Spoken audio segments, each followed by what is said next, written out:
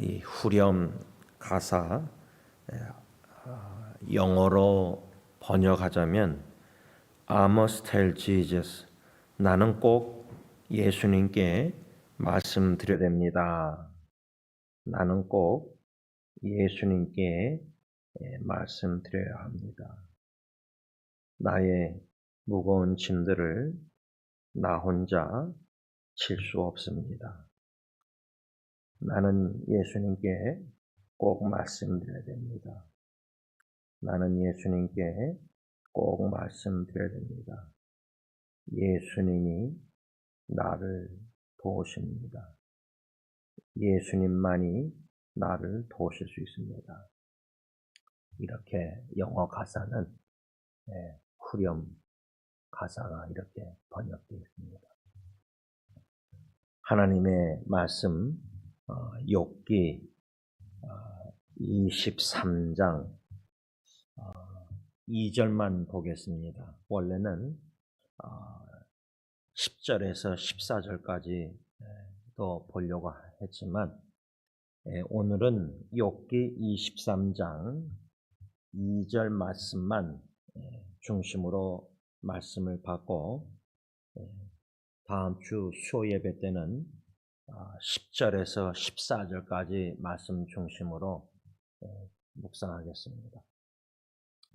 제가 하나님의 말씀 욥기 23장 2절 봉독하겠습니다. 오늘도 내게 반항하는 마음과 근심이 있나니 내가 받는 재앙이 탄식보다 무거움이라. 욥의 고통에 관한 말씀을 계속해서 묵상해 오고 있습니다. 오늘은 이 2절 말씀에 반항하는 마음과 근심, 내가 받는 재앙이 탄식보다 무거움이라. 이 무거움이란 단어, 이 단어를 좀 중심으로 생각하고 있습니다. 제가 어저께인가 그저께도 그저께인 것 같네요. 아내하고 대화하면서 내 마음은 왜 이렇게 무거운지 잘 모르겠다. 그냥 솔직하게 나눴습니다. 아직도 모르겠습니다. 금요일 아침도 운동하고 집으로 오는데 차 안에서 갑자기 또 마음이 무겁고 해서 찬양의 기적을 사모하는 마음으로 찬양을 불렀더니 또 소리내서 하나님께 구했습니다. 도움을 청했는데 그렇게 빨리 응답받을 줄 몰랐는데 마음에 무거움이 없어졌습니다. 그런데 그것도 몇 시간이고 또 나중에 마음이 또 무거워지고 그 원인을 이유를 모르겠는데 혹시 여러분들은 마음이 무거울 때 뭐 지금 저처럼 무거우시든지 아니면 전에 무거우셨을 때 무엇이 여러분들로 하여금 마음을 무겁게 하십니까? 라는 질문입니다. 그런데 마음이 무겁다 할 때 그 무거움이요, 어느 정도 무거우면은 마음을 요 정도 누르지만 이 무거움이 아주 진짜 무거우면요 마음을 짓누른다는 표현을 씁니다. 짓누른다. 그 정도로 마음이 무겁고 짓누름을 경험해 보셨다면 그 이유가 원인이 왜 내 마음이 그렇게 무겁고 짓눌러지는가, 그 질문입니다.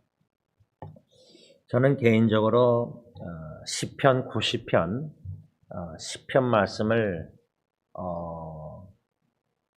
좋아한다는 말을 표현해야 될지 모르겠지만 그보다 익숙하다. 시편 90편 10절 말씀이 점점 더 익숙해져 가고 있습니다. 이게 아마 더 맞는 표현 같은데, 시편 90편 10편은 이 세상의 자랑이 수고와 슬픔뿐이다 라는 말씀입니다. 고 박남준 성도님 추모 예배 때도 제가 언급했지만, 가장으로서 아내와 자녀들을 먹여 살리기 위해서 책임을 다하고자 열심히 일을 평생 해오셨고, 코로나 바이러스 때 일감이 없어서 일을 하고 싶어도 못하셔서 그 재정적 압박 속에서 자신의 장래도 가족에게 짐이 되고 싶지 않아서 화목장으로 이렇게 수목장으로 화장 부탁하셨는데, 그 어르신을 생각하면은 참 레이버, 수고, 이 세상의 자랑이 수고, 레이버, 일, 노동, 평생 일, 수고뿐이다. 참 익숙해져 갑니다. 또 이 세상의 자랑이 슬픔,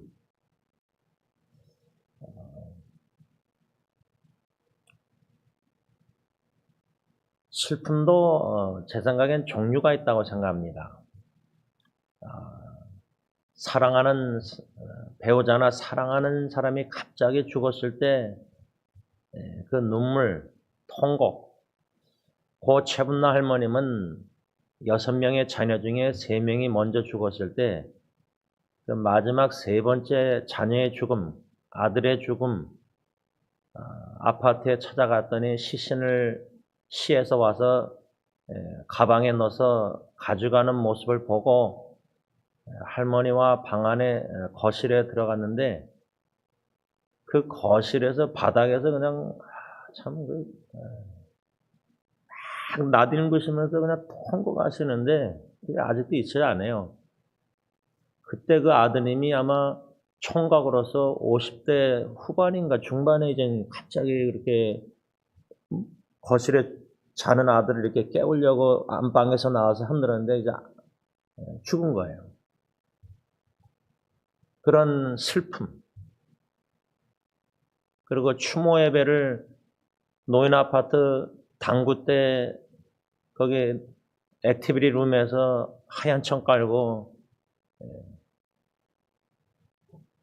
낙골함에다가 그냥 예배드리고 끝났는데, 할머니가 저한테 다가오더니 하나님이 원망스러워요. 예쁘게 얘기하신 말씀.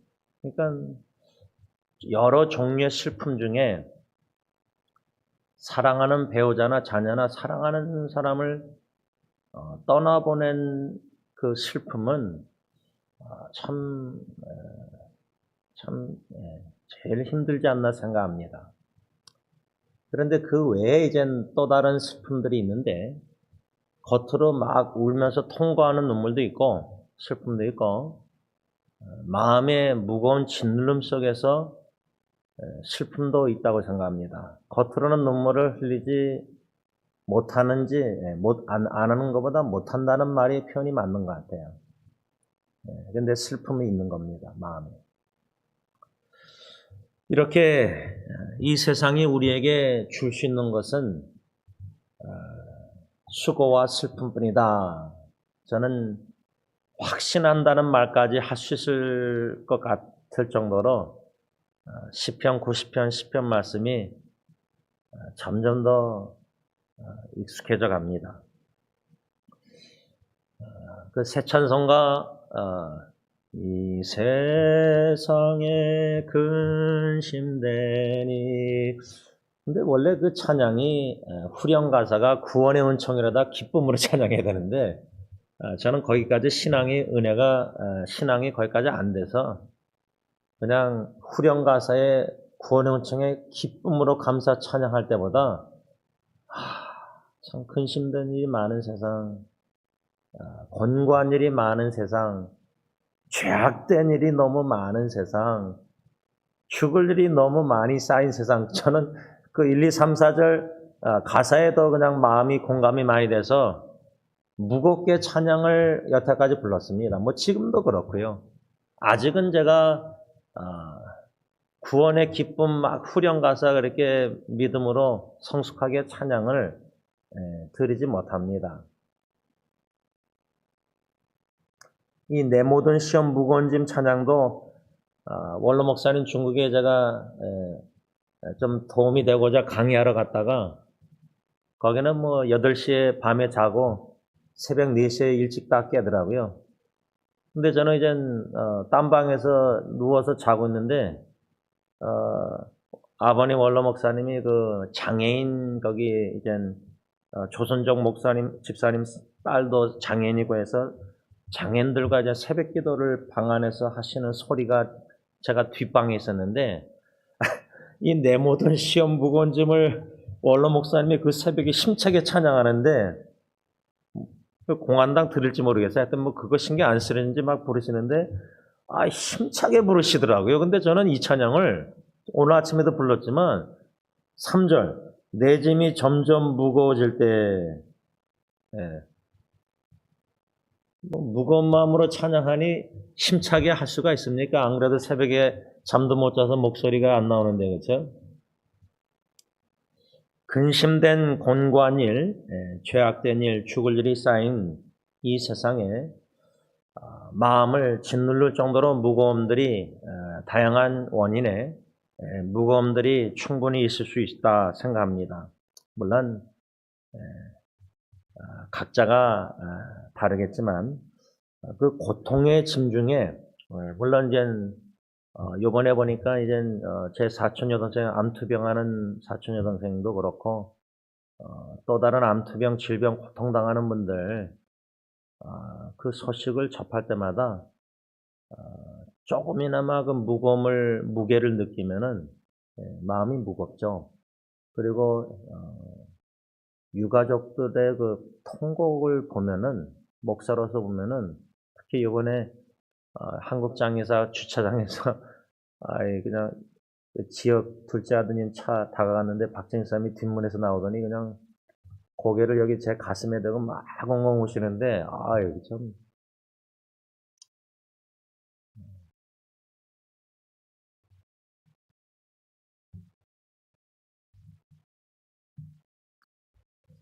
근데 이런 고통의 슬픔의 짐보다 제가 지난주일 죄의 짐이 더 무겁다.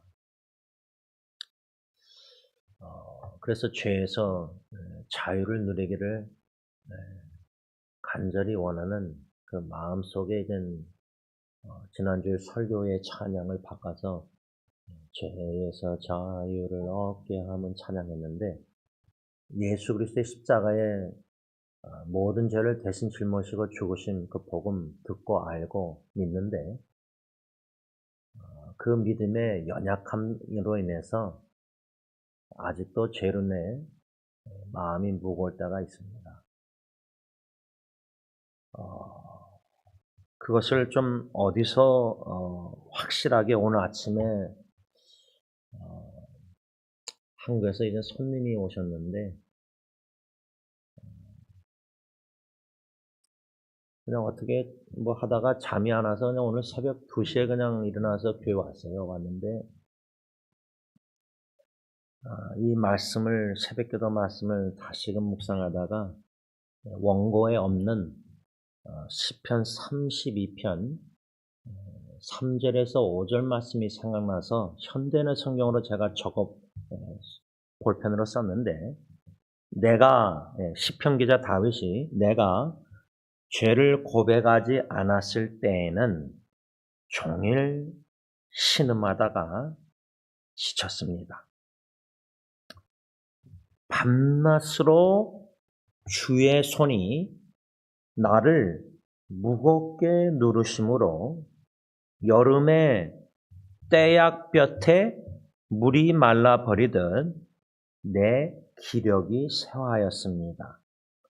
내가 내 죄를 고백하기로 결심하고 내 잘못과 죄를 숨김없이 다 털어놓았더니 주께서 나의 모든 죄를 용서해 주셨습니다. 이 말씀이 왜 새벽에 생각났을까? 어쩌면 내 마음이 나도 모르게 무거운 이유가 시편기자 다윗처럼 범한 죄를 회개 안 했을 때, 여러분, 다윗이 밧세바를 범하고 아기가 태어나서 죽을 때까지 기간이, 만일에 그 밧세바가 임신했었잖아요. 태어나서 죽었잖아요. 근데 임신 기간이 한 9개월이라도 적어도 생각하면은 나단 선지자가 와서 당신이다 얘기할 때까지 적어도 9개월 동안 당신 회개 안 했어요.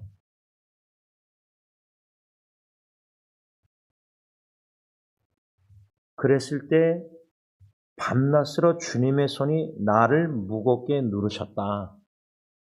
그러면 왜 내 마음이 무겁고 짓눌릴 정도로 무거울까? 회개치 않은 죄가 있구나.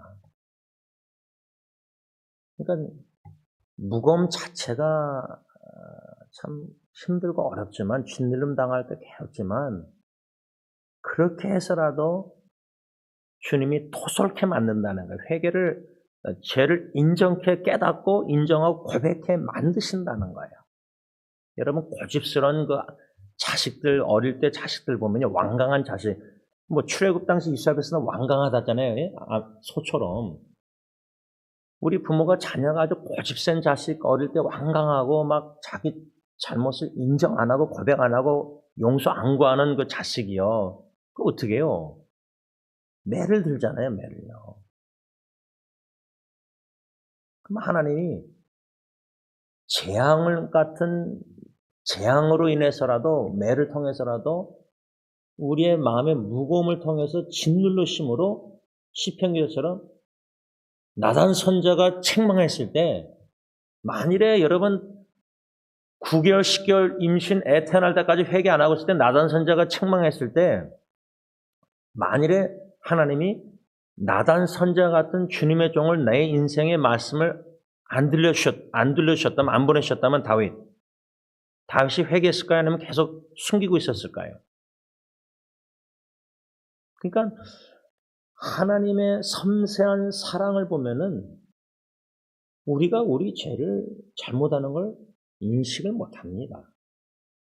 그게 은혜입니다. 그래서 성자 어거스틴이 죄를 깨달았을 때, 오 경사스러운 죄, 오 해피신, 죄를 져서가 해피한 게 아니라, 그건 해피할 수가 없죠. 슬프죠. 괴롭죠. 그런데 죄를 깨닫는 게 얼마나 기쁜가, 이게 은혜이기 때문에. 그러니까 여러분들, 저와 여러분들이 머리털이 몇 개인지 못 세는데, 머리털보다 먼지보다 많은 죄인데, 우리가 알고 있는 죄는 그 먼지, 머리털 1000만 개 중에 하나, 두 개밖에 못 깨달아요. 근데 그게 단조하네요. 회개하고 용서받으면. 그러면 나는 신앙이 이 정도면 나는 괜찮은 줄 아는데, 여러분 어떻게 10,000 개, 1000개, 10,000개 이렇게 수없는 죄, 먼지털보다 많은 죄 중에 한두 개, 10개, 100개 깨달아가지고 회개했다고 내가 괜찮아요. 그게 아니지 않습니까?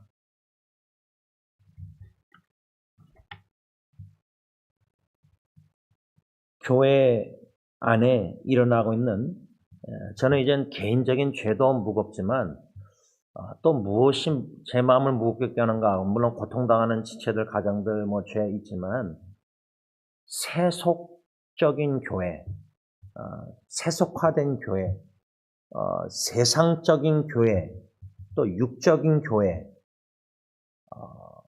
그 말은 우리가 보고 듣고 소식이 보면 교회 안에 목회자부터 해서 직분자부터 해서 성도들까지 하나님이 죄를 들춰내심으로 말미암아 교회가 깨질 정도로 분쟁이 일어나고 고소할 정도로 죄를 그냥 햇빛에 그냥 먼지털 보이듯이 다 들춰내실 때에 그게 좋은 회개의 기회지만, 들춰질 때 그 순간은 그걸 주님의 눈으로, 마음으로 본다면 우리가 조금이나마 이게 마음이 무거울 수밖에 없는 겁니다.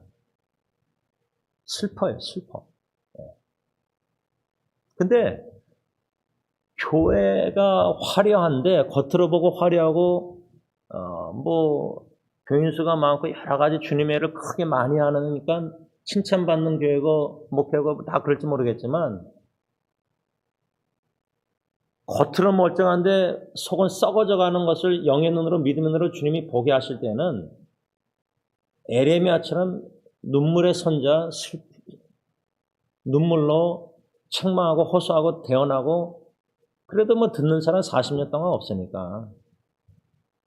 여러분, 선교해서 40년 선교했는데 한 명도 예수 회개 안 하고 주님께 안 돌아온다면, 그래도 가서 전파하면 그냥 꾸준히 하는 거예요. 교인들이 은혜 받던 시험 들던 변하든 안 변하든 끝까지 그냥 하다 떠나면 돼요. 죽으면 돼요. 근데 에레미야 입장에서 이스라엘 백성들이 그렇게 범죄하고 회개 안 하고, 바벨론이 와서 징계로 매맞아서 다 회파될 거다, 그 정도로 예언을 해도 안 믿는 거예요. 왜? 참 선자 에레미야 말은 안 믿고 하나님의 말씀, 득실거리는 거짓 선자들이 샬롬 샬롬 계속 평안하다, 행복하다, 행복 설교, 평안 설교 하니까 위로 설교, 치유 설교 모르겠어요. 아니, 어떻게 교회가 그 정도로 지금 기독교회가 죄를 범하면서 세상 사람들이 욕먹는데도 어떻게 죄 회개하는 설교가 없어요? 그런 설교 듣기 싫어해요. 시험 들어요. 교회 안 나와요. 목사님 욕해요. 근데 그게 당연시 여기는 그런 교회 풍토가, 이게 지금 교회가 병들었는데 썩어져 가고 있는데, 그런 교회 모습을 듣고 보면서도, 요즘 목사님들 다 그렇게 죄범하고, 장로도 그러고, 그냥 당연시 그냥 이렇게, 그러니까 옥하는 목사님이 죽기 전에 그 교회 갱신협회 수련회에서 우리가 목회자들이, 장로들이, 사모들이 그 1000명 모인 사람들한테 기준을 낮추면 교회는 망한다. 근데 지금 얼마나 하나님의 기준에 얼마나 지금 다 낮아져 있어요. 세상 사람들이 생각하는 생활의 기준보다 낮아요. 그러니까 교회 목회자부터 해서 거짓말하고 교인들이 사기치고 그러잖아요. 그런데 우리는 교회를 보면서도 마음에 무거움이 없어요. 슬픔에 눈물이 없어요. 탄식이 없어요, 탄식.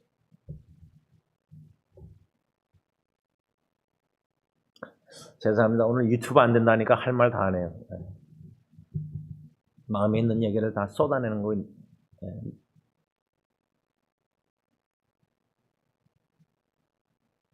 아마 윤 장로님은 기억하실지 모르겠는데, 인도아 목사님이라고 원로 목사님 목회하실 때 한국에서, 그분이 그때 30년인가 한 40년 선교하시는 미국 분인데 한국말을 잘 하시는데, 우리에게 집회 강사로 붕에 오셔서 설교하셨는데, 제가 그 젊은 날 들었는데 아직도 기억나요. 그 어르신이 한국에서 그렇게 오래 살면서 선교했는데, 미국 분이 그때 설교하면서 우리 교회 와서 한국 교회는 너무 세속화됐습니다. 세속화 단어를 썼어요. 한 두세 번. 설교 시간에 2번 적어도. 저는 그게 무슨 뜻인가 희한해요. 잘 모르는데 그게 기억 아직까지 나요. 그래서 그 세속화 단어를 막 찾아보고, 근데 제가 또 한국에도 2년 9개월 살아보고 왔다 갔다 지금 1년에 하는데, 한국교회 얼마나 진짜 훌륭한 점 이렇게 칭찬 많이 받잖아요. 또 있고요, 솔직히. 그런데 진짜 세속화됐어요. 근데 저는 그게 한국교회만 아니라 이민교회도 그렇고 우리 승리교회도 마찬가지예요. 승리교회 여러분들이 어떻게 좋게 보시는지 모르지만 제가 볼 때는 저부터 해서 심각하단 말까지 해야 되겠는데, 제가 목회자가 먼저 그렇게 심각하니까 세속화돼 있으니까.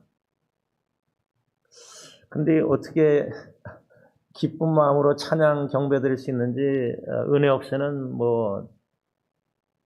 기쁨이 저는 없어요.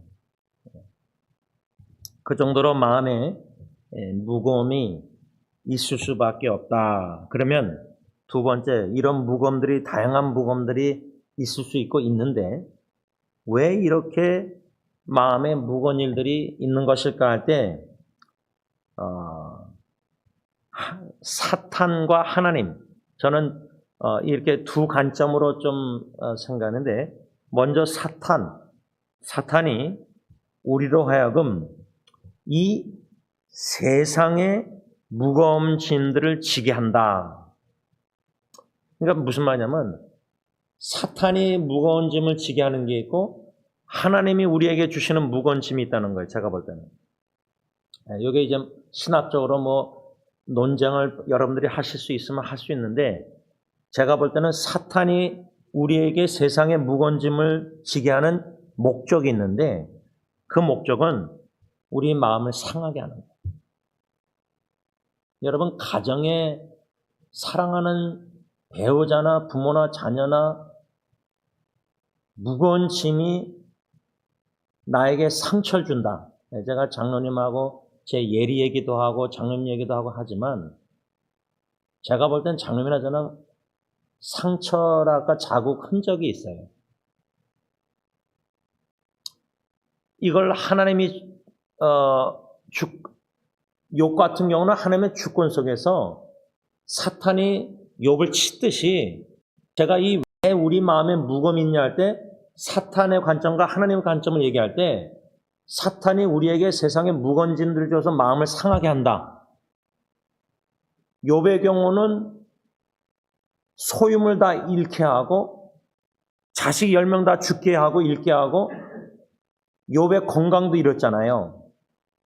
그것도 하나님의 주권 속에 허락이 된 거예요. 그러면 우리 삶 속에 가정에 마음에 깊은 무거운 상처 이런 거 상하게 하는 이것도 하나님의 주권 속에서 사탄이 할 수가 있고, 하나님의 허락 아래, 아니면 하나님이 직접 하실 수도 있고, 이렇게 신학적으로 만약에 볼 수 있다면 사탄이 주는 마음의 이 세상의 무거움은 마음을 상하게 하여, 그 목적이 뭐냐? 하나님의 말씀을 듣지 못하게 하는 거예요. 그러니까 복음을 듣지 못하게 하는 거예요.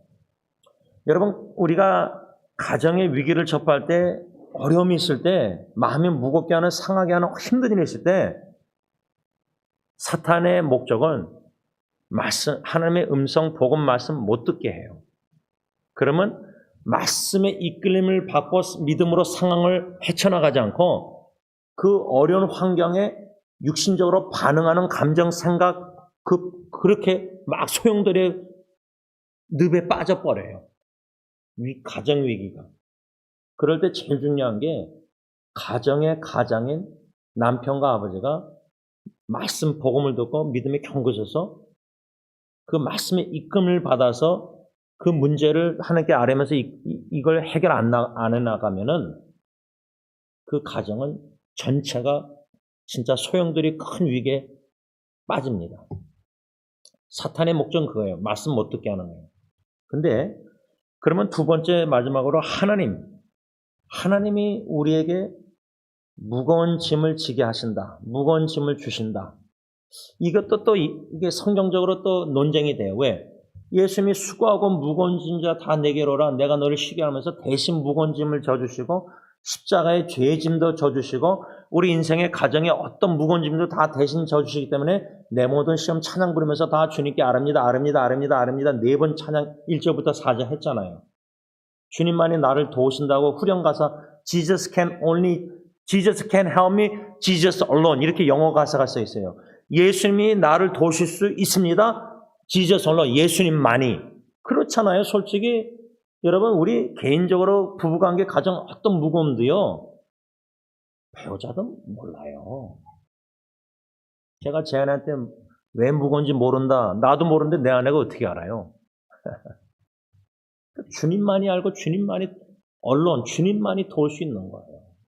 근데 그거 깨닫는 것도 이게 우리가 미련하니까 여러 가지 실수를 통해서 깨닫는 것 같아요. 무슨 말이냐면 뭔가 어려운 일이 터졌는데 마음이 무거운데 이게 주님만이, 나도 모르면 주님만이 하시는데 그럼 주님께 알아야 되는데 무거운 짐을 다 문제를 주님 앞에 내려놓고, 근데 누구한테 쏟아내면 좀 위로가 되니까 사람에게 가는 거예요.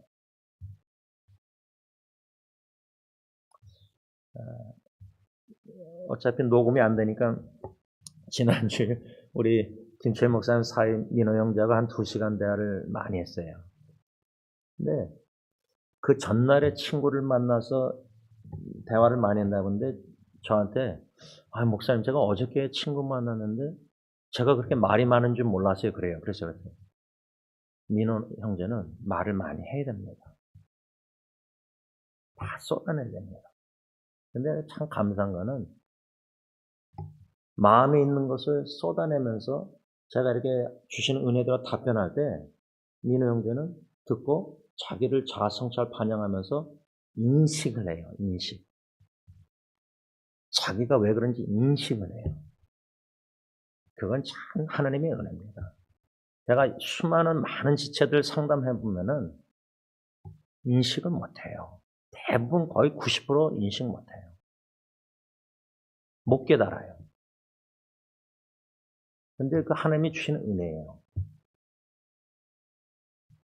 마음에 여러 가지 이런 무거운 이런 것들 가정에 있을 때 왜 하나님이 분명히 대신 다 무거운 짐을 져주시는데, 근데 제가 볼 때는 이 욥의 경우 하나님의 주권 속에서 사탄의 공격에서 결국 재앙이란 단어가 나오는데, 이건 욥기뿐만 아니라 성경에 재앙이란 단어가 많이 나와요. 그러면 이스라엘 백성들 입장에서 또 예수님의 제자들 입장에서 우리 말로 하면 기독교 입장에서 하나님이 우리에게 재앙을 내리신다. 요나서 보면은 니느웨 백성들에게 재앙을 내리시려고 했는데 회개하니까 돌이켜서 재앙을 안 내리셔요. 그러면 재앙을 내려서 고통과 무거움과 그 목적은 뭐냐? 하나님의 목적은 회개. 그 말은 우리가 회개치 않은 죄가 있기 때문에 재앙을 내려서라도 시편 30편 우리의 마음을 짓누르셔서라도 토설케 만드신다는 거예요. 여러분 좀 더 심하게 얘기하면은 그 드라마 같은 데 보면 고문을 하잖아요. 일제시대도 고문하잖아요. 토설케 만들잖아요. 근데 불법으로 하는 그 고문 뭐죠? 죄도 안 졌는데 죄를 졌다고 그렇게 거짓말 토설하게 만들잖아요. 예를 들자면 악한 방법으로. 하나님이 우리에게 재앙을 내리셔서 무겁게 하실 때는 회개하게 하시는 게 목적이구나. 이것을 저는 토기장이, 성경의 구약의 에스겔인가 에레미야에 보면 토기장이 얘기가 나오는데, 마치 토기장이가 이 그릇을 이렇게 컵을 할 때에 계획대로 안 돼서 이게 제대로 손잡이가 안 됐다. 그러면 어떡하죠? 이걸 다시 녹여야 되잖아요. 녹이든지 할 때 진흙덩어리 다시 만들어야 되잖아요. 이게 제대로 안 만들어졌는데, 그러니까 하나님께서 통이장이처럼 하나님은 에스겔서 보면 최고의 포도나무를 심었는데 씨를 열매가 이스라엘 백성들이 들포도가 맺는 거예요. 내가 부모로서 자식에게 최대한 자녀 농사를 했는데 자식이 반항하고 삐뚤어 나가요. 하나님이 우리에게 최선을 다해서 걸작품을 만들려고 하셨는데 들포도가 맺듯이 우리가 쓴 열매 죄를 범하는 거예요. 그러면 토기장이가 그 물건을 다시 부서뜨려 깨고 녹이듯이 해서 다시 제대로 만들기 위해서 다시 주물르고 다시 원하는 대로 모양을 그릇을 만들듯이 컵을 하나님은 악을 행하고 불순종하면서 고집하면서 이스라엘 백성들이 죄를 범할 때 재앙을 내리셔서라도 다시 빚으셔서 회개케 하고 돌아서게 하고 바르게 고치신다는 거예요. 그게 에레미야 18장 4절, 10절, 11절 현대인생에 나와요. 바르게 고치신다. 태도와 행실을 이스라엘 백성들. 왜 마음이 무거운가? 왜 내 가정에 과거에 이 위기가 재앙이 참 어려운 힘든 일이 있었을까? 제가 왜 가정을 자꾸만 얘기하냐면 교회 위기나 회사 위기 이런 거는 저는 비교가 안 된다고 봐요. 제일 우리의 아킬레스건 제일 가정의 배우자, 사랑하는 배우자나 자식에게 이런 큰 예상 밖의 일들이 터지면은 그만한 충격 속에서 재앙이 효과적인 게 없어요. 제가 볼 땐 약이. 물론 병이죠. 근데 하나님은 약을 주시고자 병을 주시는 건데 재앙을. 이 재앙으로 인해서 마음의 근심이 오늘 본문 24장 2절 충분히 있을 수 있다는 거예요.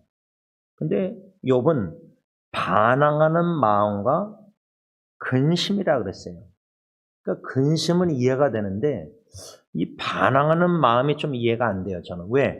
이 반항하는 마음을 델리치 해석 그 학자는 욥이 자기가 받는 혹독한 재앙으로 인해서 하나님께 반항하며 원망을 토로하고 있는 것처럼 보인다.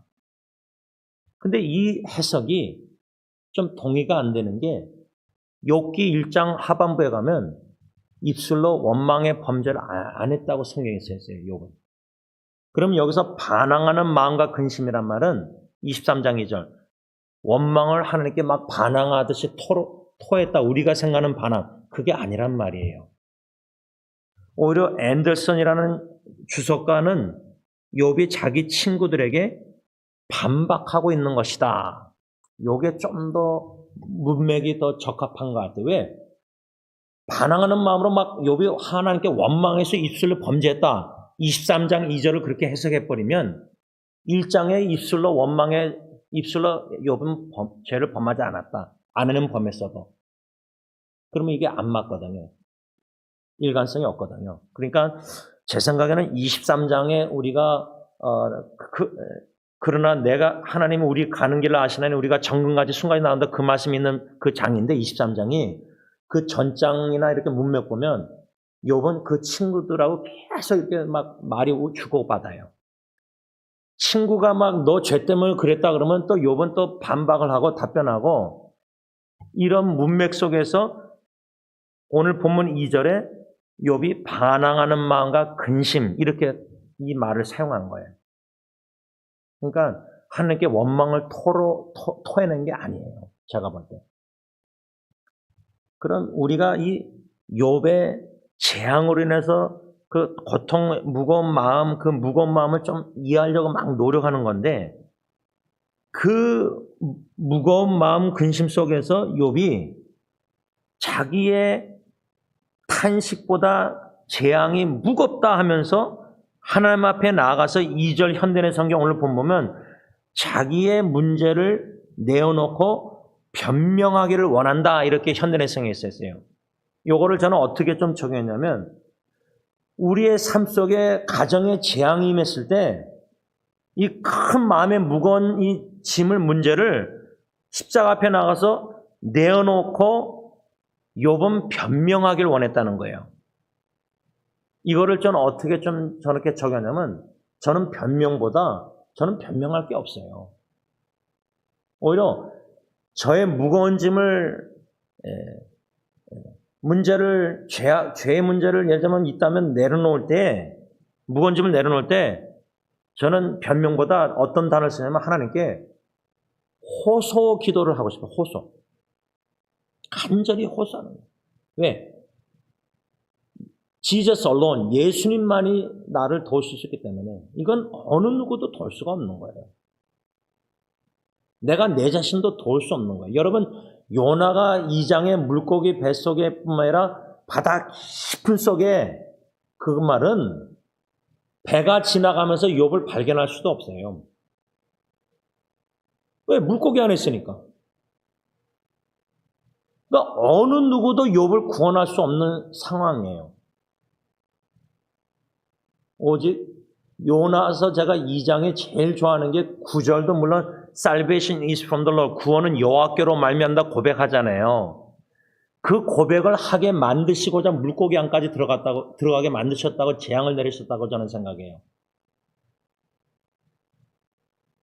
근데 2장 4절에 뭐라냐면 영어 성경으로 제가 은혜를 받았는데 주의 성전에서 목전에서 쫓겨났다 할지라도 그러나 나는 주님의 성전을 다시 바라보고 있습니다. 그 성경 구절이 나와요.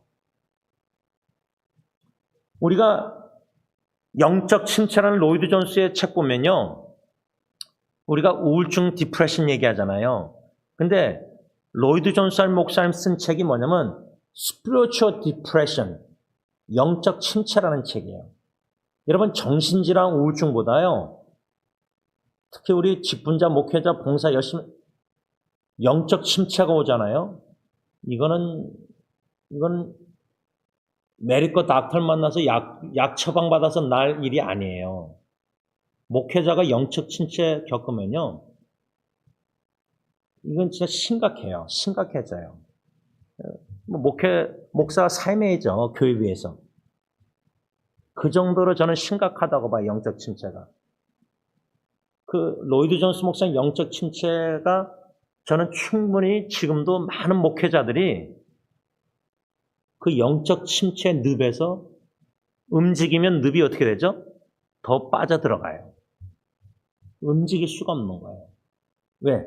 문제 해결은 발버둥도 못 치는 거예요. 여러분, 우리가 살고 싶은 본능 속에서 인간적으로 발버둥 쳐서 그건 다 겪어봤잖아요. 가정 문제 속에서. 근데 발버둥을 치면 칠수록 늪이 더 깊이 문제가 더 깊이 빠질 때가 있어요. 가정의 문제나 개인적인 문제. 근데 거기에 영적 침체까지 오면요, 끝이에요, 끝. 인간적으로는 저는 소망이 없다고 봐요. 그는 주님밖에 못 건져요. 그래서 저는 욥이 자기 문제를 내어놓고 하나님 앞에서 변명했다 그랬는데, 저 같은 경우는 간절한 호소예요. 호소. 살려달라는 호소예요. 두 번째로는 욥이 5절, 23장 5절 현대성 보면 그렇게 하나님께 변명을 문제를 내놓고 변명함으로 원하는 게 뭐죠? 하나님께서 자기에게 대답하시는 말씀을 듣고 그 말씀을 깨닫기 원한다. 이렇게 5절 현대성이 있어요. 이게 참 전 중요하다고 봐요. 개인적으로 영적 침체에서 호소하던 여러분들이 가정 문제로 해서 자식 문제나 부모 문제, 또 아니면 부부 문제로 막 십자가 앞에서 발버둥 치고 쏟아낼 때 아주 중요한 게 뭐냐면 이 두 번째예요. 하나님의 말씀을 듣는 거예요. 사탄은 마음을 상하게 해서 말씀을 못 듣게 귀를 근심걱정 차단케 만드는데 씨 뿌리는 비유처럼 욥은 하나님의 음성을 듣고 싶었던 거예요. 여러분, 그 아침 안개 누나 가리, 제가 새벽 주일날 아침에 이렇게 일찍 막 교회 올 때 안개 낄 때 그 찬양을 생각나서 그냥 부르게 하시니까 불러요. 근데 거기서 내가 너를 사랑하노라, 그거 하나, 그 음성을 듣고 싶어서요. 배우자가 부부가 암만 사랑해서 알러비 해도요, 영적 침체까지 비슷하게 그런 요나처럼 깊이 빠져서 아무도 자기 상황 모르고 거기 주님. 그래서 이번 시편 기자가 시편에 보면 My soul is refused to be comforted. 내 영혼이 어느 누구의 위로도 거절을 한다는 건, 내 영혼이 그냥 튕겨나가요. 누가 아무리 위로해도요, 내 영혼이 거절하니까 말이 그냥 튕겨나가요. 쉽게 말하면 안 들려요. 위로가 안 되니까. 그런 영적 상태는 주님의 사랑의 음성, 뭔가 주님의 음성을 듣지 않고는 거기서 헤어져 못 나와요. 헤어져 못 나와요. 두 번째, 이렇게 음성을 들어야 된다는 말씀을. 마지막으로 세 번째, 23장 6절 7절 현대인 성경 욥기를 보면 왜 욥이 하나님께 나가서 문제를 다 털어놓고 변명하면서 주님의 음성 말씀을 듣고 하기 원했느냐? 그 이유는 정직한 자가 하나님 앞에 자기 문제를 내놓고 호소하면 하나님께서 자기의 말을 들어주시사 자기가 욥이 영원히 구제될 것을 믿고 있었기 때문이다. 이 마지막 세 번째는 뭐냐면 구원의 하나님이 오직 그만이 욥을 그 재앙의 마음에 무거운 모든 번민과 근심 속에서 주님만이 나를 건지실 수 있다. 이 욥은 이 믿음이 있었던 거예요. 말씀을 좀 정리하고자 합니다. 오늘 설교 제목이 혹독하고 무거운 재앙이 우리에게 임했다 할지라도, 이것을 오늘 본문 개역개정과 현대의 성경을 제가 같이 묵상하면서 제목을 이렇게 잡은 거예요. 혹독하고 무거운 재앙이, 무거운 재앙은 이해하잖아요. 그렇죠? 우리 각자가 혹독하다, 혹독. 욥은 혹독하다는 말을 사용했어요. 이 정도로 우리의 인생에 적어도 한 번은 혹독하고 무거운 재앙이 나에게 임했었다. 저 같은 건 이제 첫 짝이 죽음이죠. 제 품 안에서 죽었을 때, 통곡할 때 제가 숨 넘어가 제가 죽는 줄 알았으니까. 또 죽었어도 좋았고요. 재앙은. 이런 혹독한 무거운 재앙을 적어도 우리 인생에 한 번 겪었는데, 저의 미련함은 뭐냐면 1년 동안 넘게 제가 죄책감으로 내 죄 때문에 아기가 죽었다. 왜냐면 그때 과정에 은혜 받은 말씀이 다윗이 밧세바범하고 첫 짝이 죽었다는 그 말씀에 제가 확신을 받았거든요. 은혜를. 내 때문에 애가 죽었구나.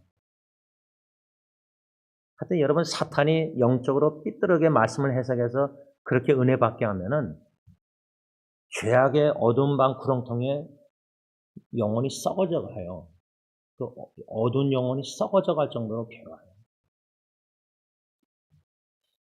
근데 그런 것을 겪었는데도 뼈가루 뿌리고서 하나님의 크신 사랑을 찬양하면서도, 굉장한 사랑을 찬양했는데 성령이 하게 하셔서, 그러니까 내가 할 수 있는 건 아무것도 없는 거예요. 내가 할 수 있는 거는 죄책감, 죄 이것밖에 없는 거예요.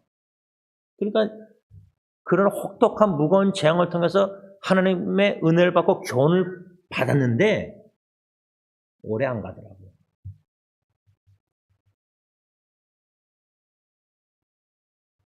또 개가 토한 것에 또 돌아먹듯이 또 죄를 범하더라고요.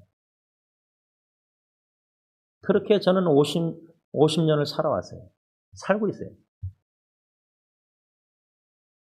그러니 마음이 무거운 게 당연한 거죠. 당연한 거죠. 근데 시편 32편 2절에서 제가 3절에서 5절만 읽었는데 1절, 2절 보면요. 1절 죄를 덮임받은가 커버업. 예수님의 피로 우리 죄를 다 덮으셨잖아요. 용서하고 기억전하고. 그런 자가 blessed, 최고로 행복한 자라는 말씀이에요. 시편 기자 다윗의 고백. 다윗은 용서를 받았어요. 죄의 덮음을 커버업 받았어요. 하나님이 기억지도 않으셔요. 예수의 보혈로 죄 씻음 받기를 원하네. 기도하겠습니다.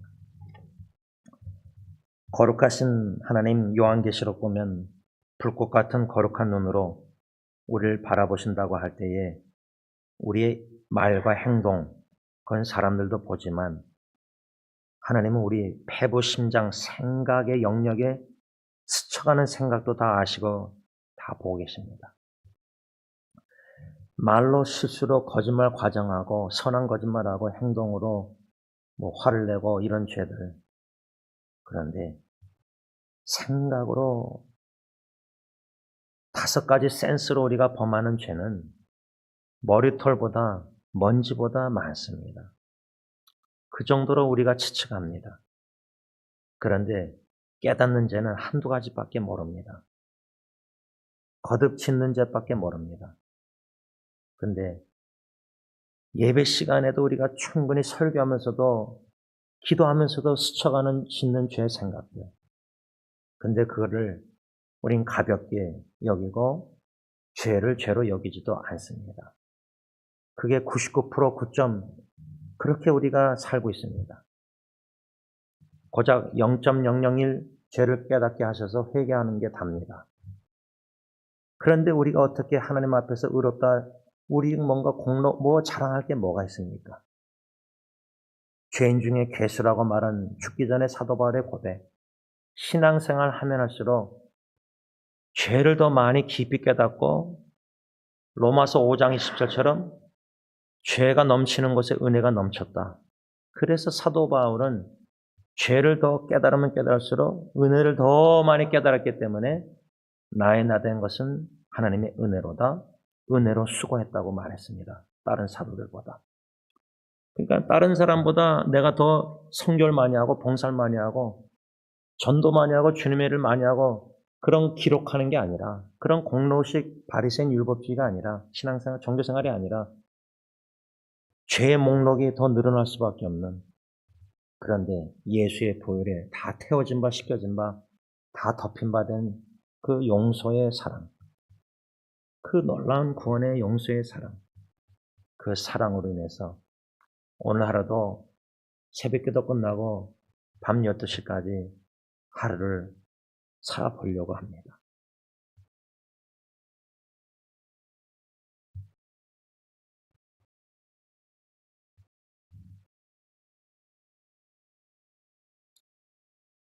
예수님만이, 오직 예수님만이 나를 도우실 수 있기에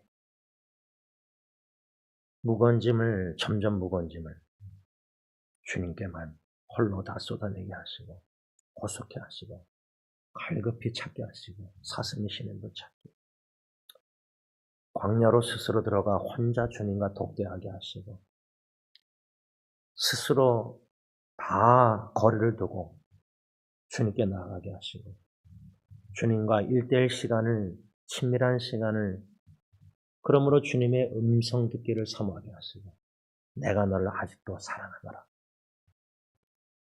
성령님이 그 말씀들을 생각나게 하시고 구원의 확신과 사랑의 승리의 확신과 끊을 수 없는 그 사랑에 메어진 바 마음에 무거운 짐을 대신 져주시는 예수님을 만나게 하시고 어떠한 인생의 가정의 재앙에 무거움이 있다 할지라도 가볍게 여길 수 있는 영성을 주셔서 기쁜 마음으로 힘차게 십자가 지고 나를 부인하고 주님만 바라보고 천성을 향해서 오늘도 달려나가게 하옵소서. 예수님의 이름으로 기도를 올리옵나이다. 아멘.